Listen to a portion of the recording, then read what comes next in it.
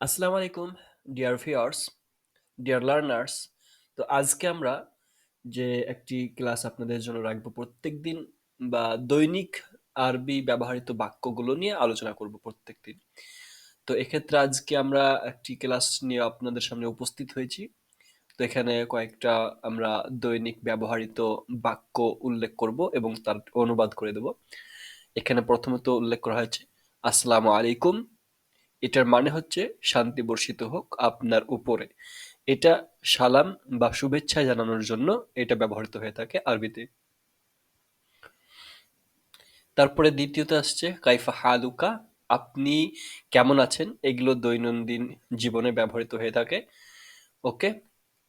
তারপরে আনাবি খাইরিন, আলহামদুলিল্লাহ, আমি ভালো আছি, আল্লাহর প্রশংসা। মাসমুকা, আপনার নাম কি।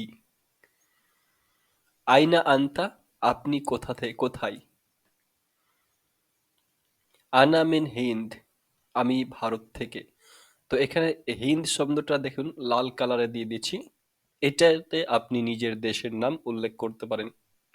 যদি আপনি বাংলাদেশি হন তাহলে বাংলাদেশ উল্লেখ করবেন, পাকিস্তান হলে পাকিস্তানি উল্লেখ করবেন। এক্ষেত্রে আপনার নিজের দেশের নাম উল্লেখ করবেন। মাদা তাফআলু, আপনি কি করছেন। মাদা তাফআলু, আপনি কি করছেন। কামিস সাআতি, কামিস সাআতি, কতটা সময়। এগুলো দৈনন্দিন জীবনে ব্যবহৃত শব্দ। আইনাল হাম্মাম, বাথরুমটি কোথায়। আইনাল হাম্মাম, বাথরুমটি কোথায়।